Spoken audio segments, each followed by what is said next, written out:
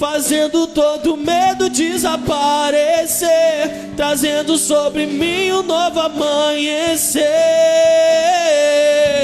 Eu quero viver algo novo.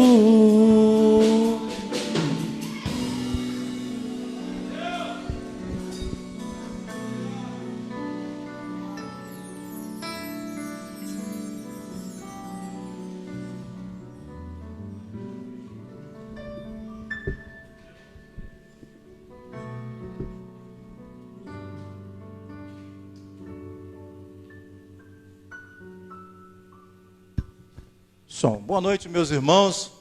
Que a graça e a paz do Senhor esteja em cada coração. Amém, meus irmãos? É bom estar aqui com vocês nessa noite. E hoje eu experimentei, como diz a música, o louvor, não é? Algo novo. Hoje eu experimentei algo novo.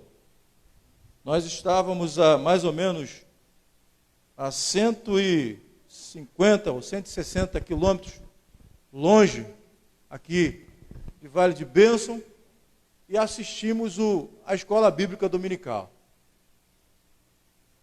Foi uma bênção a Escola Bíblica Dominical. Participei da Escola Bíblica Dominical, não é? Por que eu experimentei algo novo? Porque eu nunca estive do outro lado da tela, e tão distante assim. E o que eu quero com essa experiência, como eu sou pastor dessa igreja, convidar a você que é membro da igreja a participar da Escola Bíblica Dominical. Por exemplo, se eu perguntar a você qual foi o tema hoje da escola, quem veio, por favor, não diga. Qual foi o tema da lição da EBD hoje? Olha só. E foi muito importante. Importante por demais. Então, se você quer saber, se você tem curiosidade, procure, olha, vou dizer quem estava aqui na Escola Bíblica Dominical. Vou dizer duas pessoas, que eu ouvi o comentário. O irmão Francisco estava aqui, não estava? Irmão Tetel estava aqui? Eu vi mais outras pessoas, né? Eles estavam aqui e participaram. Eu ouvi os comentários desses irmãos. Então, eu queria que você participasse de todos os trabalhos que a igreja está realizando. E, assim, isso é para que haja crescimento na igreja. Só há crescimento na igreja se realmente nós tivermos a participação naqueles trabalhos que nós estamos realizando aqui na igreja. São fundamental para que possamos sermos doutrinados a partir da palavra de Deus. Amém, meus irmãos? E na quarta-feira também nós estamos transmitindo, por incrível que pareça, eu vou dizer, Sara, posso dizer? Sabe quem é que estava participando da live lá? Eu e a minha esposa. 2 pessoas. Ela com o celular dela e eu com o meu celular.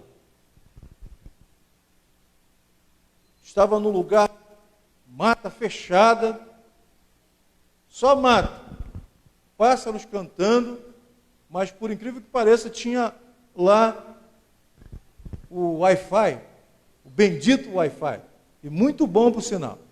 Deu para ouvir os irmãos aqui, deu para ouvir o nosso irmão seminarista Jorge Manhães, que de uma forma brilhante está dirigindo as lições, também a participação de cada um dos irmãos. Então eu peço a você, participe dos trabalhos da igreja. Isso é bom para edificar a sua vida, meu irmão.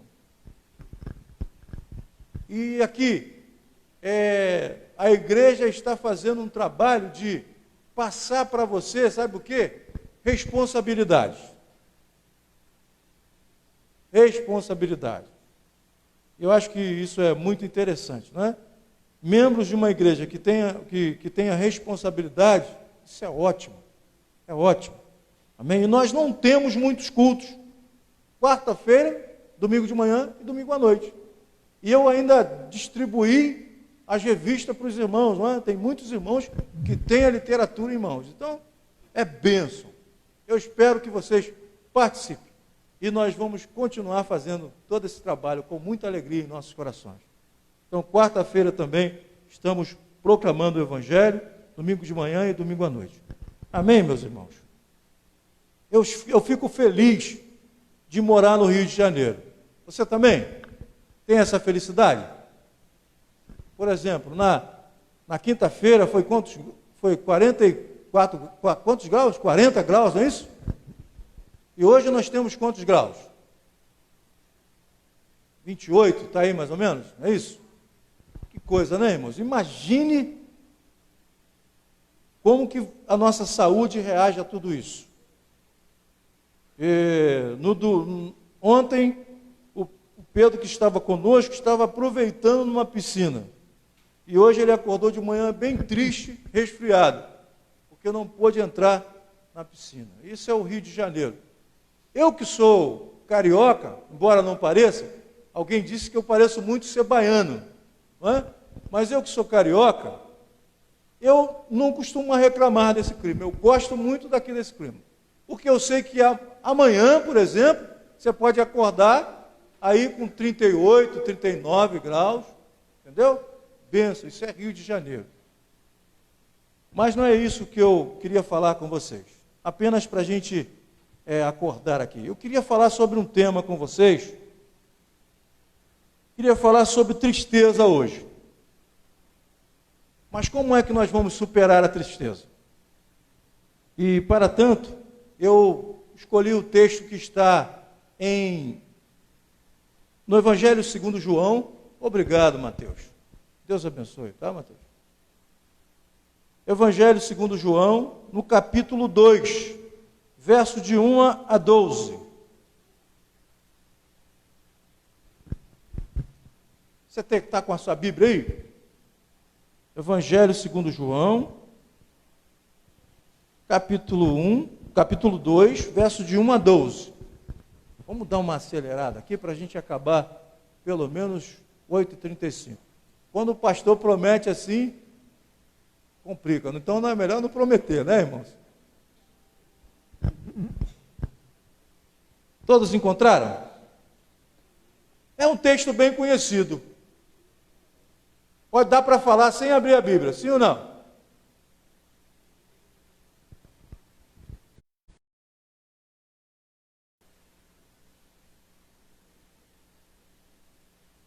Diz assim o texto: 3 dias depois, houve um casamento em Caná da Galileia. E a mãe de Jesus estava ali. Jesus também foi convidado com os seus discípulos para o casamento. Tendo acabado o vinho, a mãe de Jesus lhe disse: eles não têm mais vinho. Mas Jesus respondeu: por que a senhora está me dizendo isso? Ainda não é chegado a minha hora. Então, ela falou aos serventes: façam tudo o que ele disser. Estavam ali 6 potes de pedra que os judeus usavam para as purificações, e em cada uma cabiam cerca de 5 litros. Jesus lhe disse: encham de água esses potes. E eles os encheram totalmente. Então, lhe disse: agora tirem um pouco e levem ao responsável pela festa. Eles o fizeram. Quando o responsável pela festa provou a água transformada em vinho, ele não sabia de onde tinha vindo, por mais que o servente que havia tirado a água soubesse. Chamou o noivo e lhe disse: todos costumam servir primeiro o vinho bom, e quando já beberam muito, servem um vinho inferior. Você, porém, guardou o melhor vinho até agora. Assim, em Caná da Galileia, Jesus deu início a seus sinais. Ele manifestou a sua glória, e os seus discípulos creram nele. Depois disso, ele foi a Cafarnaum, com sua mãe, seus irmãos e seus discípulos, e ficaram ali não muitos dias. Vamos orar? Pai, nós te agradecemos por estar aqui nessa noite. Fala, Senhor, a nós, segundo a tua palavra, nessa noite, Senhor. Em nome de Jesus. Amém. Bem, irmãos, tristeza é muitas vezes aquilo que acontece, ou diversas vezes acontece, lá no nosso interior, lá dentro do nosso interior. E isso é algo totalmente humano. Se eu perguntar aqui a você, você nunca sentiu tristeza? Quem aqui nunca sentiu tristeza? Todos nós, não é verdade?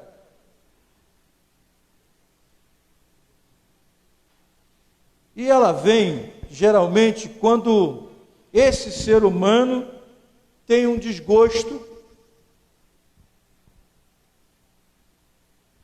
quando ele não consegue realizar algo que ele queria muito realizar. E aqui, quando a gente tem um desgosto e quando a gente quer realizar algo que a gente queria realizar muito, aí nós somos decepcionados. Um ponto, eu já ia falar uma palavra difícil, né? Um ponto assim, que dá para a gente lembrar disso tudo, é justamente quando nós somos decepcionados por alguém que a gente gosta muito. Uma namorada, por exemplo, uma pessoa que a gente quer namorar. E de repente ela diz para você assim, eu não quero te namorar. É uma tristeza terrível. Meu pai dizia que essa é uma das piores dores, que não tem cura, é a dor de cotovelo. Então você, alguns dias, até você se recuperar, lembram disso? Eu acho que todos nós lembramos disso, não é, irmãos? A pessoa abaixa a cabeça, não é? Mas nós lembramos disso. Não é? Tem uma semana que a gente não quer almoçar, ou a gente come demais, mas é uma dor terrível. E quanto mais a gente ver a pessoa, mais doloroso ficam as coisas. E o problema maior ainda é quando você vê essa pessoa com outra pessoa. Aí fica mais difícil, porque você percebe que foi tudo de água abaixo. Todo o seu romantismo, toda a sua forma de adornar para a pessoa perceber você, não tem valor algum. Agora existe uma outra tristeza, que é o acúmulo disso tudo. Psicologia chama de tristeza profunda. Quanto mais você vai acumulando tristeza dentro do seu coração, dentro da sua mente, não é? As coisas vão complicando mais ainda. Você começa a sentir dores físicas, sabe? De tanto sofrer decepções, Aí nós chamamos isso de doenças psicológicas.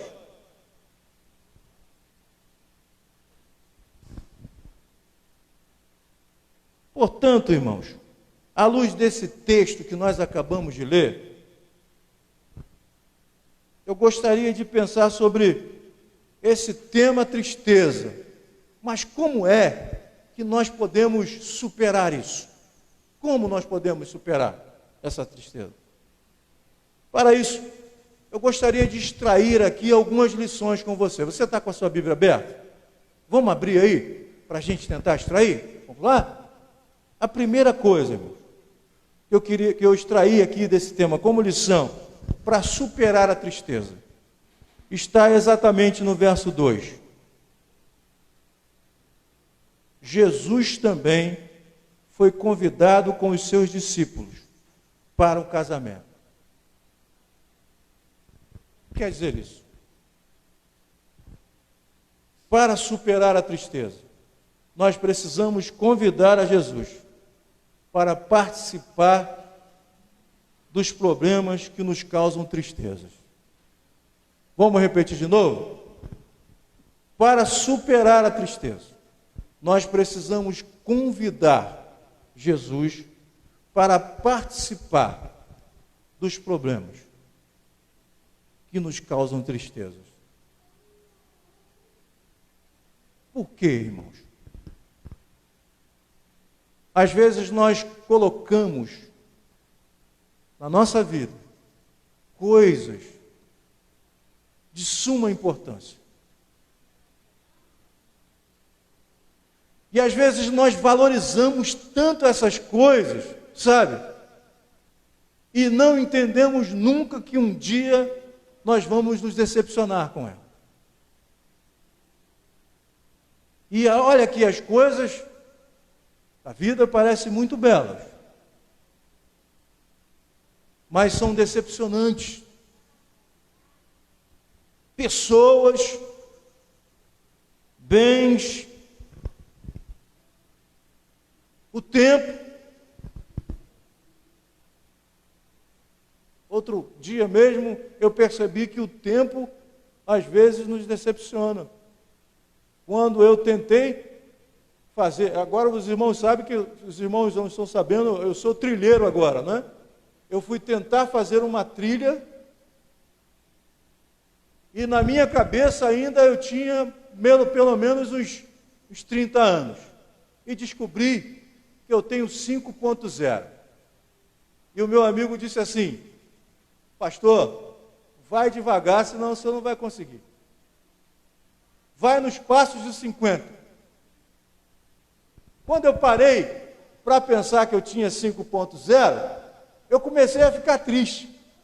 Porque eu estava vendo um garotão que estava na nossa frente, e ele já estava lá na frente, e ainda gritava assim: vambora, seus colegas. 4 quilômetros de subida. Eu fiquei tão decepcionado com aquilo.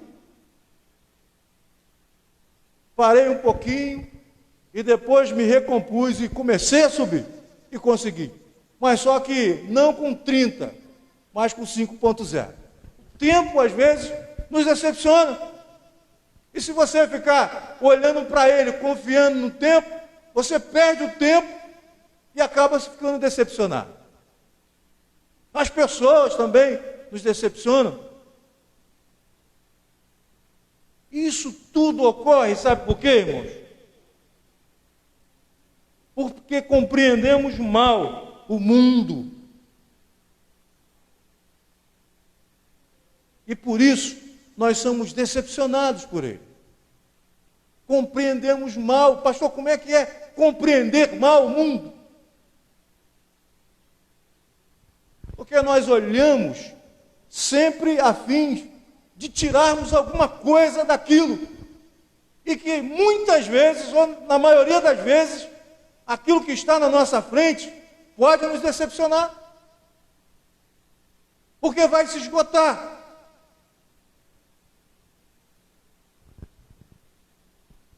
Vejam o texto. Há um casamento. E o vinho aqui representa a alegria, sim ou não? Veja se o noivo ou todos aqui nesse casamento estão pensando que o vinho vai acabar, que a alegria vai acabar. Vamos olhar para o nosso casamento. Quem tem mais aí de 10 anos de casado? Quando nós estávamos lá no início, nós pensávamos o quê? Isso aqui vai durar para sempre. De repente, as coisas começam a ser, né? Opa, espera aí. Acontecendo alguma coisa aqui com o meu corpo. Opa, eu era uma pessoa tão assim, agora eu sou diferente. Então somos decepcionados. A mesma coisa é esse pessoal aqui do casamento. Eles não esperavam isso. Mas só que há algo diferente aqui. Porque Jesus foi convidado para esse casamento. Jesus estava lá no casamento.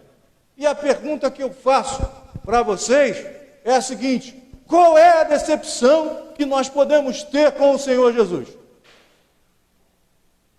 Qual é a decepção que nós podemos ter com o Senhor Jesus?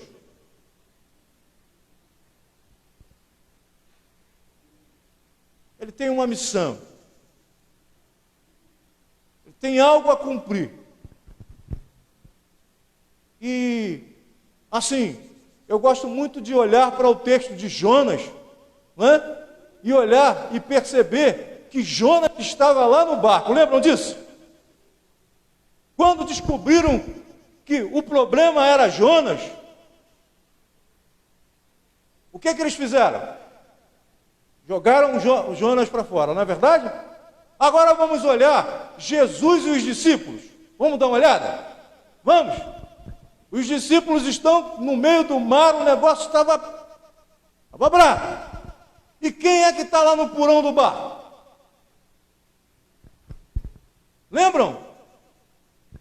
E a pergunta que eu faço para vocês: eles jogaram Jesus para fora? Quem é que acalmou a tempestade?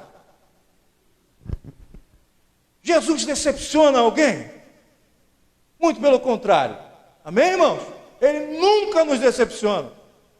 Nunca vai nos decepcionar. Então esse é o primeiro ponto. Nós devemos convidar Jesus para participar conosco dos nossos problemas que nos causam tristezas. Segundo, nós devemos ter pressa para diagnosticar a falta de alegria em nossas vidas. Nós devemos ter pressa para diagnosticar a falta de alegria em nossas vidas. Verso 3, há uma expressão interessante. Maria se aproxima de Jesus e diz assim: eles não têm vinho. Eles não têm vinho. Nós poderíamos dizer assim: olha, a alegria dessa festa, a alegria dessa vida agora vai acabar, porque ela toda foi embora.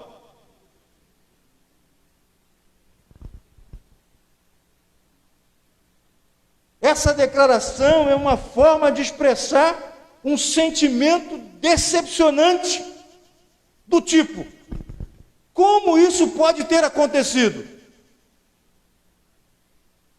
Ou, por que isso tudo aconteceu exatamente nesse momento?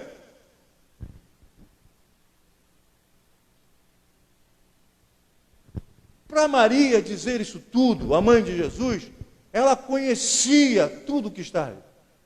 Sabia de tudo o que estava acontecendo.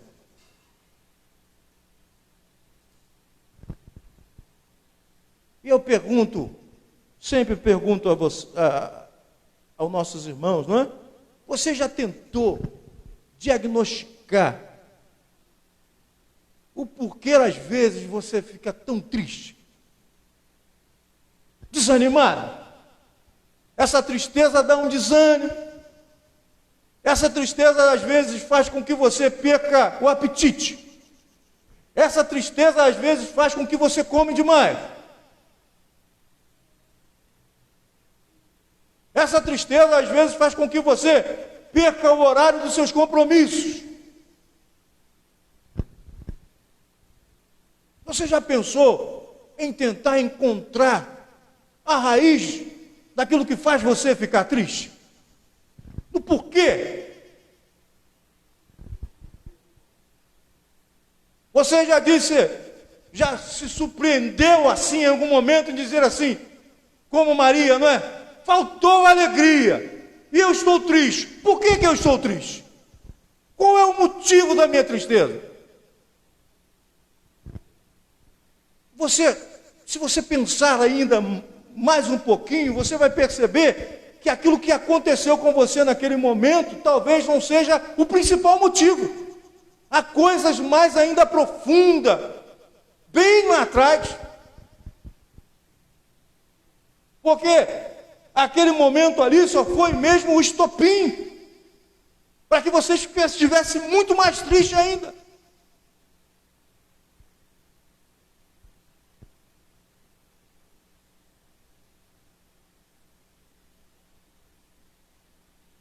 De certo que poderíamos perguntar de onde veio a tristeza que te aflige. Por que dessa tristeza?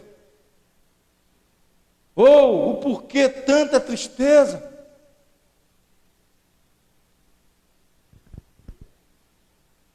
Terceiro, irmãos, devemos levar os nossos problemas que nos causam as tristezas à pessoa certa. Versículo 4.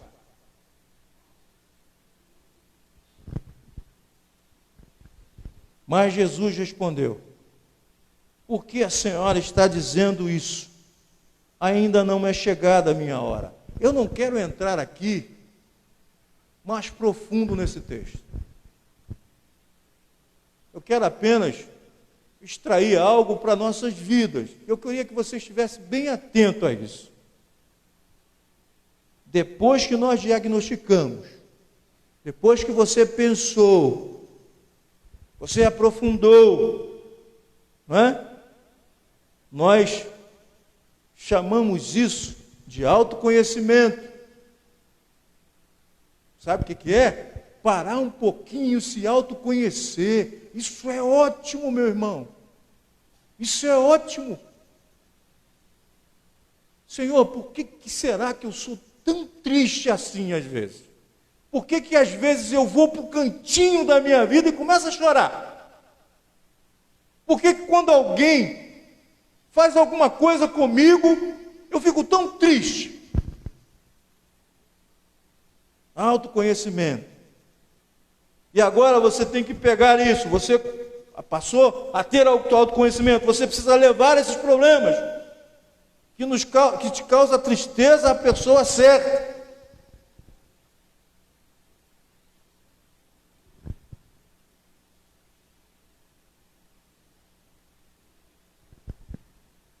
Eles não têm mais vinho. Diga diferente: eu não tenho mais alegria, Senhor. E isso não é de agora, meu Senhor. Há muito tempo que essa tristeza me persegue. Pois todas as vezes que alguém me decepciona, eu me sinto assim. E sabe com quem você está falando? Exatamente com aquele que nunca se te decepcionou. Tem uma oração no Salmo 51, verso 10 e 12, que diz assim: cria em mim, ó Deus, um coração puro e renova dentro de mim um espírito inabalável. Eu estava prestando atenção nisso aqui, nessa palavra inabalável. Você sabe o que quer dizer isso? Mesmo estando diante de qualquer decepção que a vida proporcionou, você se mantém firme. Você pode até sentir essa tristeza, mas essa tristeza não vai te abater. E essa tristeza não faz que você responda às outras pessoas à altura. Não.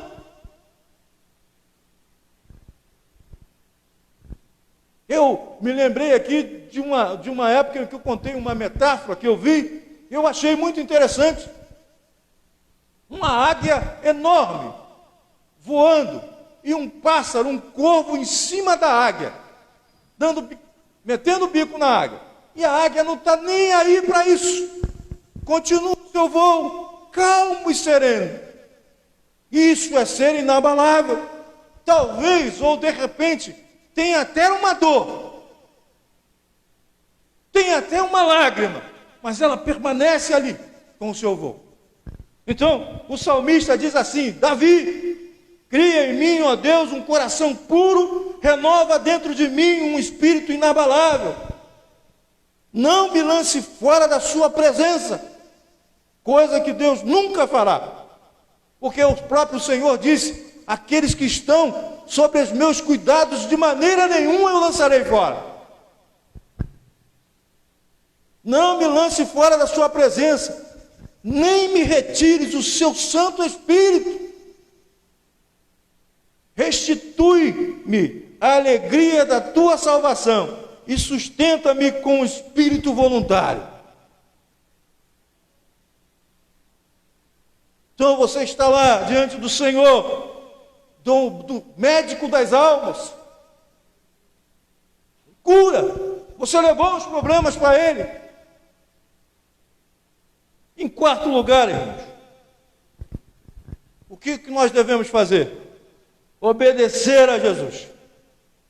Você levou os problemas para o Senhor, não é? E agora o que você precisa fazer? Parar um pouquinho e ouvi-lo. O que eu devo fazer, Senhor, para superar essa tristeza? Perceba comigo aqui algo interessante nesse texto. A ordem que Jesus dá aos garçons. Olhem comigo aqui, esse detalhe aqui. Vocês têm que fazer o seguinte, garçons. Vocês precisam encher as talhas de pedra, que é mais ou menos...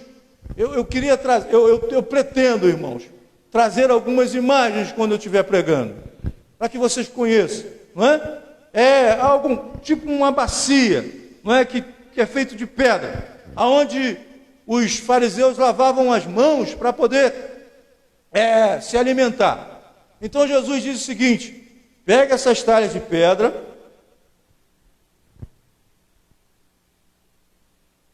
encham de água. Olha aqui, veja se não parece uma ordem tola. Sim ou não, irmão? Espera aí, acabou o vinho, não é? Não acabou o vinho? Então as pessoas daquela festa querem tomar o quê? Vinho, não é, irmãos? Sim ou não, irmãos? Pense com o pastor. Mas Jesus manda esses garçons encherem o lugar de água. E os garçons fazem o quê? Obedecem. Não é isso? Poxa, um garçom poderia pensar assim, poxa, ele poderia fazer o seguinte: eu ia direto na torneira, enchia um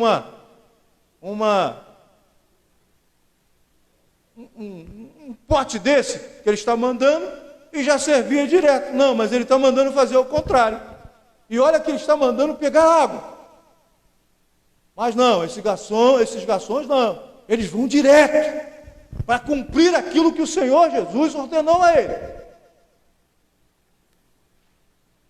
E depois, vocês fazem o seguinte: mete a cuia lá dentro, vamos dizer cuia que é melhor, não é? Mete a cuia lá, tira e leva lá para o provador do vinho.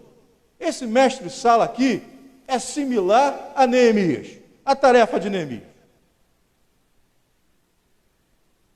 E o que os garçons fazem? Tudo que o mestre mandar. E antes, porém, há uma ordem da mãe de Jesus para esses garçons: façam tudo que ele mandar vocês fazer.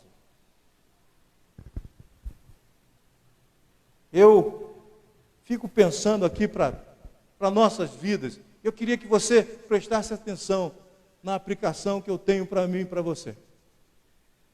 Quando você levou os seus problemas que lhes causam tristeza para Deus, qual foi a resposta dele? E o que ele mandou você fazer?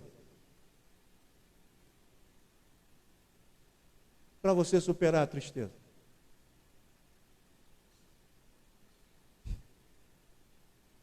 Não é uma boa pergunta?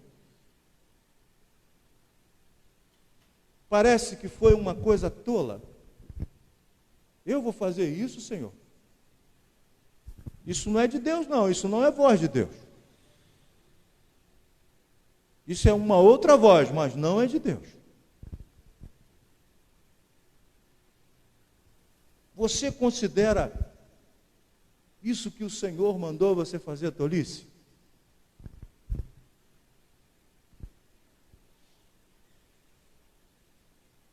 eu gostaria de fazer uma afirmação para você. Quando Jesus pede para alguém fazer alguma coisa, é porque ele já fez por você. Quando Jesus pede para você fazer alguma coisa, é porque ele já fez por você. Você quer ver uma coisa? Por exemplo, quando ele diz que devemos amar os nossos inimigos. Não está escrito na Bíblia isso? Sim, irmãos, não é? Ele não diz? Sabe por que ele disse isso? Foi porque ele já fez isso também. Sim ou não, meus irmãos? Jesus não amou os seus inimigos? Precisa exemplo? Precisa, meu irmão? Não. Quer outro exemplo? Quando ele pede para amar o próximo, é porque foi o que mais ele fez. Quando ele diz que você tem que tratar as pessoas com gentileza, vamos perguntar aqui, quem foi o mestre da gentileza? Hein? Foi Jesus. Foi Jesus. Querem um exemplo? Quando aquela mulher foi pega em flagrante adultério, todas as pessoas queriam fazer o que com Jesus? Com aquela mulher? E Jesus, como tratou essa mulher?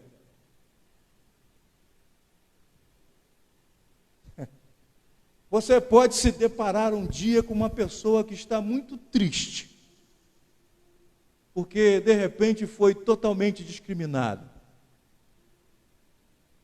Talvez você está muito triste, porque foi até mesmo discriminado, por algum motivo. E o que o Senhor Jesus nos ensina nessa noite? E qual é a ordem de Jesus para você?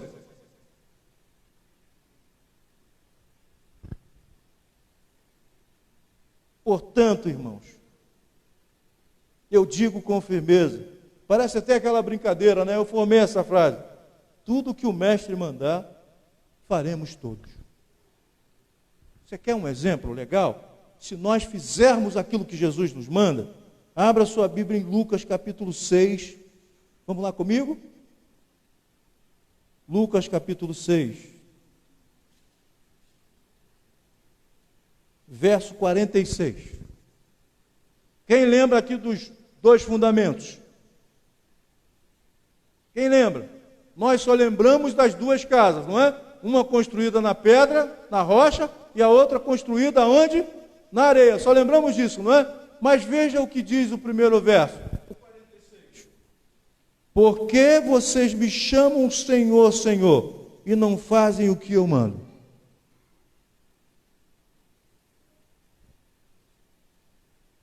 Por que vocês me dizem, me chamam de Senhor, Senhor, e não fazem aquilo que eu mando? E ele diz mais ainda: se vocês fizerem o que eu mando, vocês serão como uma casa construída na rocha. Quando vier o vendaval, quando vier a enxurrada, ela permanece firme. Mas se não fizerem o que eu mando, vocês serão como aquela casa construída na areia. Quando vem a correnteza, leva a casa com tudo. Nós precisamos entender, irmãos, que Jesus é o nosso Senhor, irmãos.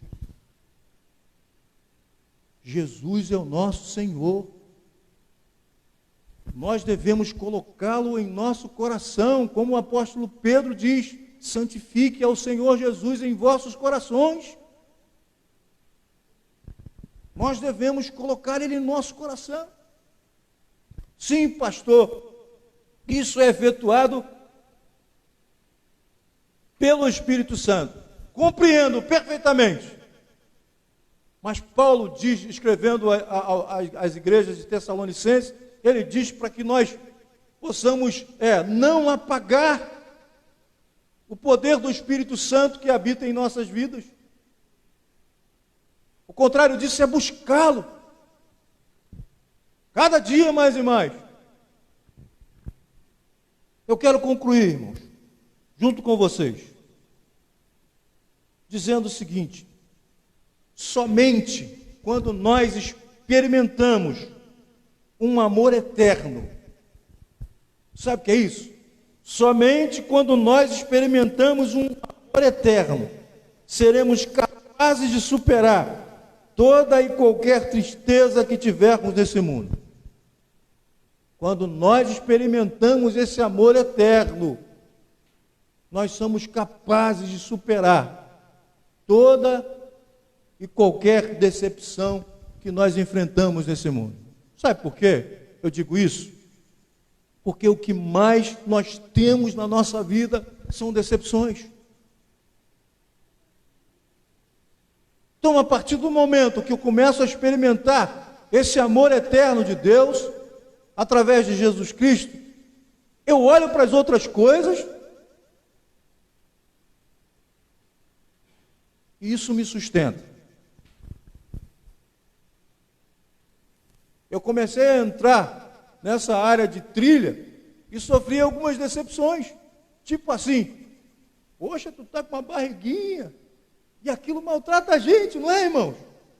Você quer ver uma coisa? Você está gordinho. Quem gosta de ouvir isso? Poxa, como é que fulano é feio? Ei, irmãos, não é, seja sincero. Agora, quando nós experimentamos esse amor do Senhor Jesus, isso para a gente não é nada. É como se fosse aquelas coisas que entram aqui e saem aqui. Porque esse amor está eternizado dentro dos nossos corações. Precisamos abrir Romanos capítulo 8, versos 31 e 39 para ler? Precisamos, irmão. Então vamos pensar aqui no seguinte. Olha só uma frase que acabou de sair: nem me chamando de gordinho ou feinho, isso não me separa do amor de Deus que está em Cristo Jesus. Nem dizendo que eu não sou capaz ou incapaz de fazer qualquer coisa, isso não me separa do amor de Deus que está em Cristo Jesus.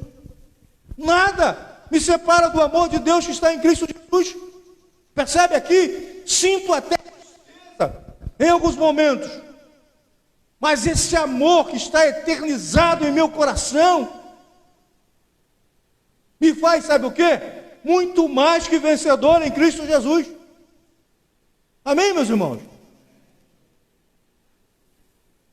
Devemos estar certo disso mesmo, que o caminho da terapia, sim, pode ser até mesmo um psicólogo.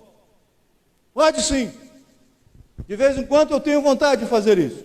E até já fiz algumas vezes. Mas o caminho principal da terapia, para quem tem tristeza, é eternizar o amor de Deus em nossos corações. Isso nos capacita.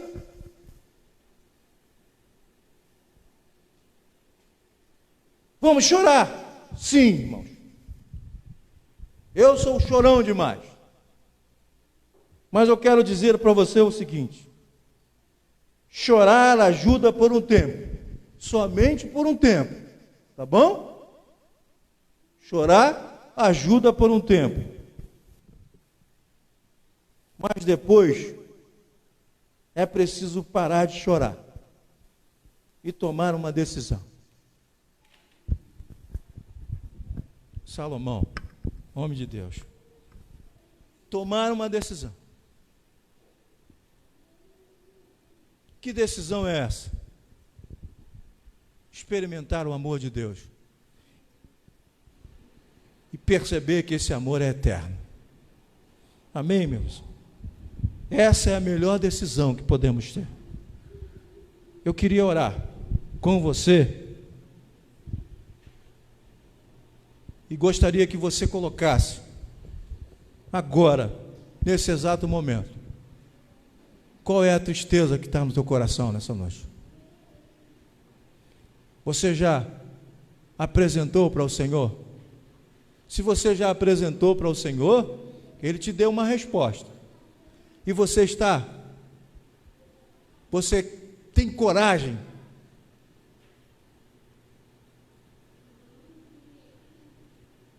de realizar aquilo que o Senhor mandou você fazer?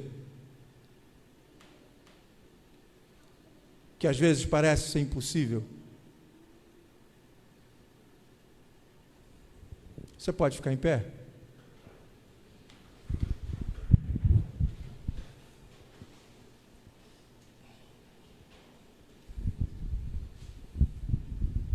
Vamos orar ao Senhor. Senhor, toda a nossa capacidade se desfaz aqui, Senhor, aos pés da cruz de Cristo. Quando eu me lanço aos seus pés e faço como aquela mulher, Senhor, pecadora, Senhor, que banhou os pés de Jesus com as lágrimas dos seus olhos. Quanta sinceridade, Senhor. Quanta sinceridade. Eu não consigo sondar os corações, Senhor, mas Tu consegues. Teu Espírito, Ele realmente mostra para cada um de nós as nossas profundas tristezas, Senhor. Então, Senhor, sonda os corações nessa noite. Promove a alegria, Senhor. Uma alegria que não é por vista, Senhor, por aquilo que nós vemos, Senhor, mas é uma alegria, Senhor, constante, Senhor, que nos ajuda a superarmos qualquer obstáculo que está na nossa frente, Senhor. Ajuda o Teu povo, Senhor.